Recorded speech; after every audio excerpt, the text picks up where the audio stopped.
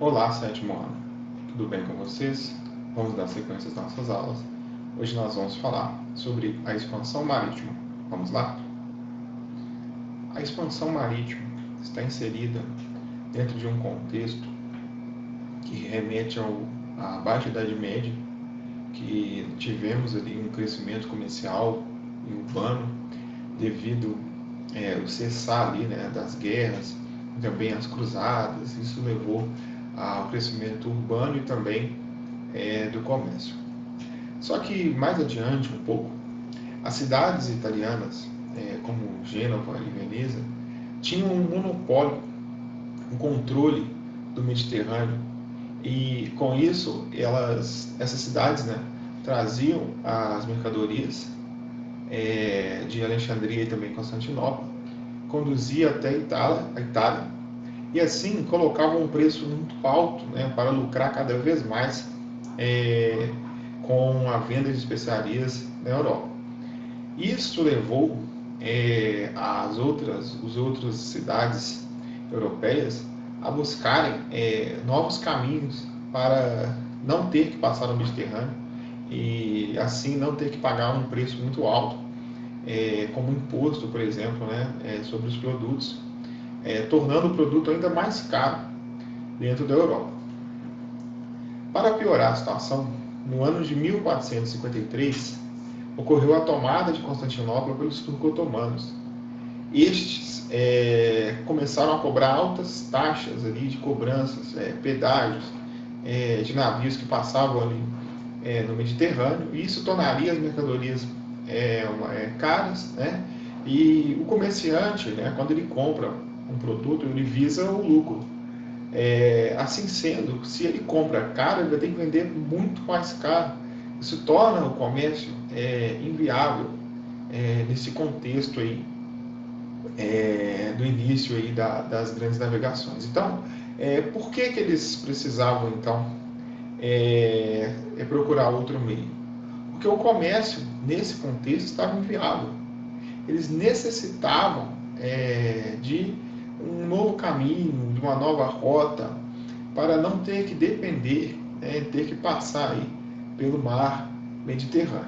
Então havia ali já uma urgência, né, de se navegar ali pelo o mar, pelo Oceano Atlântico.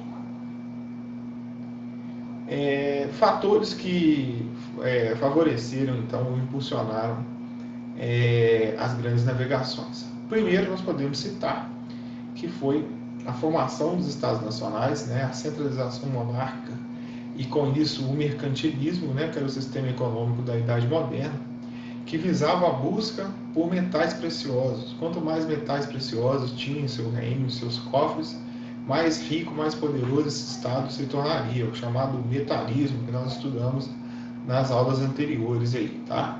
Só que esse metal precioso estava cada vez mais escasso na Europa, né, diante de quantos anos aí que eles estavam explorando. Então, havia uma necessidade de buscar novos caminhos, novos territórios. Por outro lado, tivemos aí o apoio da Igreja Católica, que buscava aumentar o seu número de fiéis, até para aumentar sua força, né, seu poder. Só que tudo isso, pessoal, eles se esbarravam num problema, né, que era o imaginário europeu. Imagina que naquela época eles acreditavam que a Terra tinha um formato de um disco plano, que a Terra era plana, né? E que no mar haviam seres extraordinários, corpo de homem, cabeça de animal. Então, assim, porque é o desconhecido, né? A busca por esse novo caminho, por essa nova rota, tinha esses obstáculos, né? Mas, no decorrer, né, da Idade Moderna, com o Renascimento, por exemplo, houve ali o desenvolvimento do conhecimento, a busca pela ciência, né? Assim sendo, foi feito ali, né, algumas descobertas, principalmente na arte de navegação, tá? Instrumentos ali foram criados, mapas foram tornando cada vez mais precisos, tá?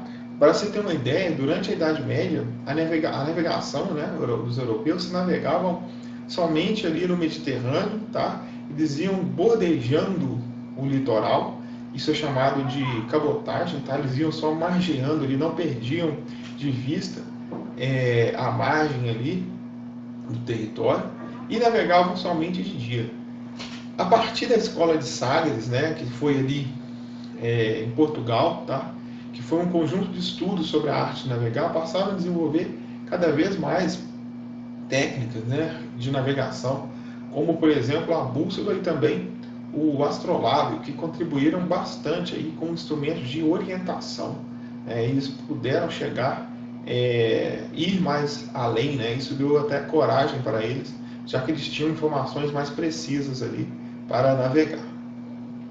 Outro fator importante foi o pioneirismo português da expansão. O que será que levou Portugal a se tornar pioneira aí nesse processo da expansão marítima?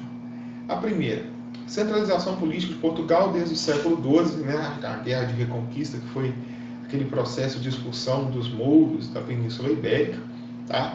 E a partir dali, os portugueses criaram uma mentalidade expansionista, já que o seu território ele era limitado, um território pequeno, né, e não dava para eles viverem ali um desenvolvimento agrícola, ter sua economia voltada para a agricultura.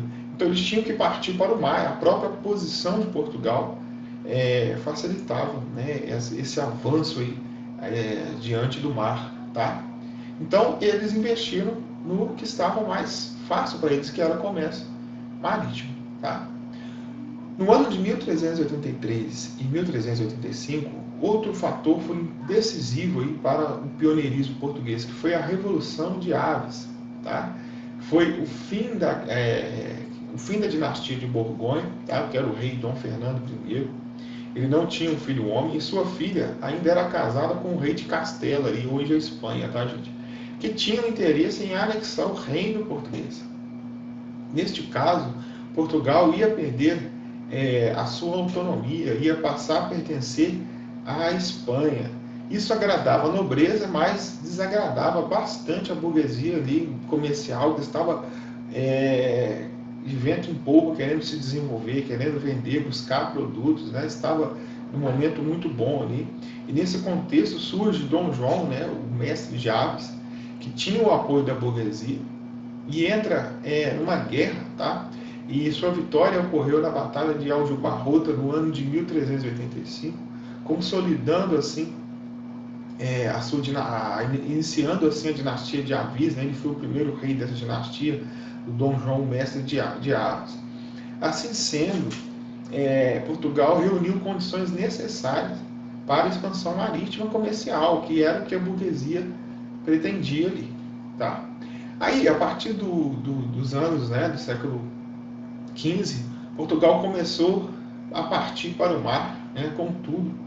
A primeira conquista foi no ano de 1415, de Ceuta, no norte da África, que era um ponto importantíssimo, um porto marítimo que recebia caravanas vindo do interior da África, que trazia, entre outros produtos, ouro, marfim, pimentas, produtos valiosos aí para vender na Europa. Tá? No ano de 1419, conquista das Ilhas da Madeira, arquipélago dos Açores, no ano de 1461. No ano de 1434, o Cabo do Bojador, a Ilhas do Cabo Verde, no ano de 1460, Congo, 1482, e o Cabo das Tormentas, no extremo sul da África. É importante, pessoal, que vocês não se preocupem em decorar essas datas, tá? Vejam no fundo aqui na imagem essa rota, né? Tudo que eu estou falando aqui está mostrando na imagem ao fundo, vocês podem ver, tá? As conquistas de Portugal, né? A partir do século XV, muito importante, quando eles chegaram aqui no Cabo das Tormentas, no extremo sul da África, tá? Isso foi uma valiosa, né? Um ganho maravilhoso para Portugal. Mas o Cabo das Tormentas, ele era ainda um grande obstáculo. Não se sabia o que tinha depois dele. Tinham-se vários mitos, aí, várias histórias aí que amedrontavam os grandes navegadores aí, que eles tinham Portugal teve que buscar mais informação. Tá? E no ano de 1488, Bartolomeu Dias conseguiu transpor o Cabo das Tormentas, e a partir de então ele passou a se chamar o Cabo da Boa Esperança, tá? Então, Portugal, ao passar pelo Cabo ao Cabo das Tormentas, né, passou a se chamar o Cabo da Boa Esperança, chegou, né, passou a seguir, né, até as Índias, chegou em Calicut no ano de 1498.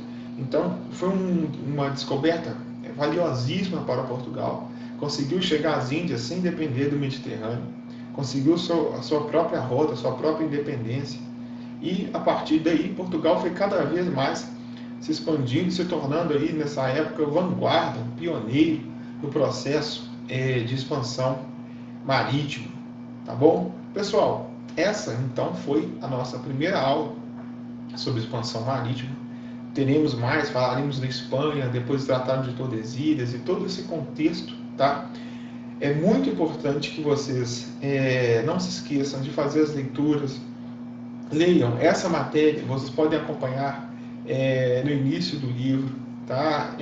Leiam as páginas antes de fazer as atividades, tragam as perguntas para as lives, tá? Não deixem de estudar, isso é muito importante. Não é porque estamos em quarentena que vocês não precisam mais estudar, precisam sim. Então a leitura, buscar o conhecimento, tragam as dúvidas para a live, terei o maior prazer de responder para vocês, tá bom?